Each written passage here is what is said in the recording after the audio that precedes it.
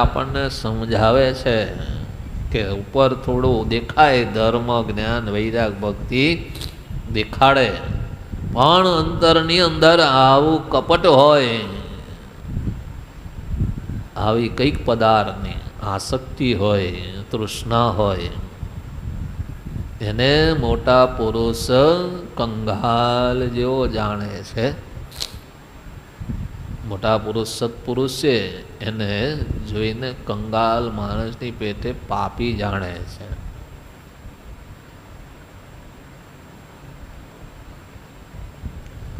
જો એ પાપી છે તો એને ધર્મ જ્ઞાન વૈરાગ્ય ભક્તિ એને વિશે પ્રીતિ થતી નથી, અને પરમેશ્વર વિના બીજા પદાર્થમાં પ્રીતિ થાય છે. આવું બધું અત્યારે કોણ તપાસશે?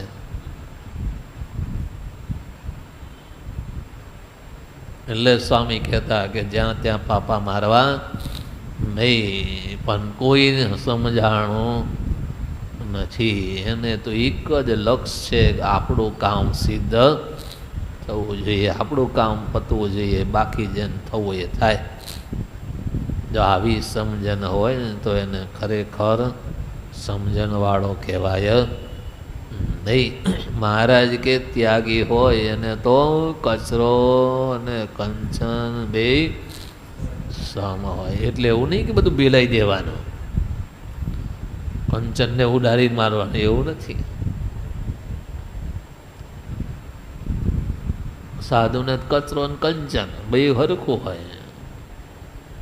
તો કચરો હોય એ કાઢી નાખવાનો, અને કંચન હોય એને કાઢી નાખવાનો. એવું નહીં કહેતા કાઢી નાખવાનું, પણ એમાં આસક્તિ ન હોવી જોઈએ, એના માટે ઉદ્યમ ન હોવો જોઈએ. એના માટે કોઈ ઉદ્યમ ન હોવો જોઈએ કે હું એવું કંઈક ભજન કરું તો લોકો મને વશ થાય ને હું માગું એવું મને એ આપે, એવી ભાવના ન હોવી જોઈએ. એને તો મળે તોય કંચન અને ન મળે તોય કંચન, અને કોઈક આપે તોય કચરો અને કોઈ ન આપે ને તોય કચરો.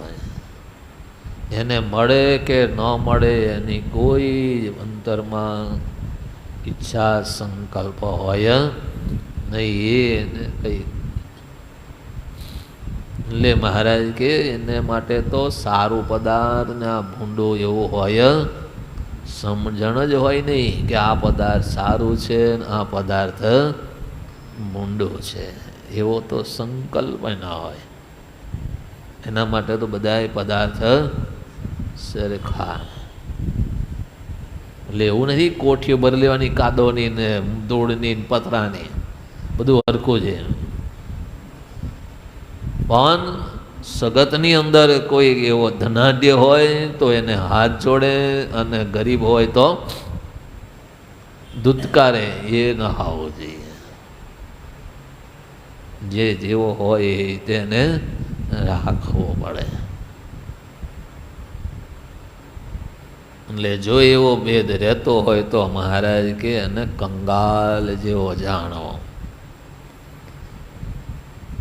ભલે સાધુની વાત મૂકી, સંસાર મૂકી એની વાત લખી, ભેખ લીધો એની વાત લખી, પણ આ વાત બધાને માટે લાગુ પડે. જેને સંસારનો ત્યાગ કરીને ભેખ લીધો છે એને પણ આ કામ લાગે, અને તમારા જેવા પ્રવૃત્તિ માર્ગમાં જોડાયેલા હોય ને એને પણ આ કામ લાગે. કોની સાથે હિત કરવો અને કોની પાસે સત્સંગ કરવો, કોની પાસે ન કરવો, એ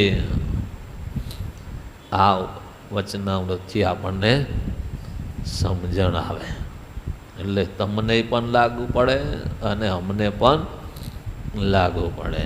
ખાલી લખ્યું છે ભેખધારી, પણ જેને ભેખધારીને સાથે સત્સંગ કરવો છે, એની પાસેથી કંઈક સારા ગુણો શીખવા છે, તો એની અંદર આવા ગુણ છે. એટલે મેં પહેલાં કીધું, બકાલું લઈને બેઠો હોય એની પાસે સરબતી ઘઉં મળે નહીં. એની પાસે તમે માગો કે હાથ જોડીને કે ભાઈ ના તું ગમે ત્યાંથી મને એક ઘઉં લાવી દે, જય સ્વામિનારાયણ. શું લાવી દે? એ લાવી દે ભાઈ. મારી પાસે આ છે, હું સર બધી હું કોને કહેવાય હું નહીં ઓળખતો. હું ત્યાંથી નાના ગમે ત્યાંથી તું મને લાવી દે તો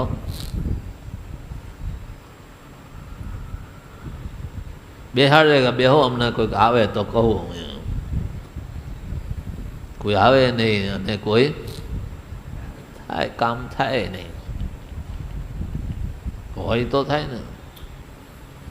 આપણને તો પહેલી સમજણ જ નથી કોની પાસે બેહવું ને કોની પાસે ન બેહવું, કોને રાજી કરવા ને કોને કુરાજી કરવા, એવું હજુ આપણને ખબર જ નહીં પડતી.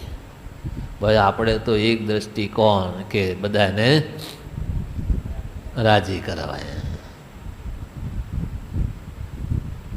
તું કોને રાજી કરી શકશો? તમે બધાને રાજી કરવા ગયા કોને રાજી કરી શકશો?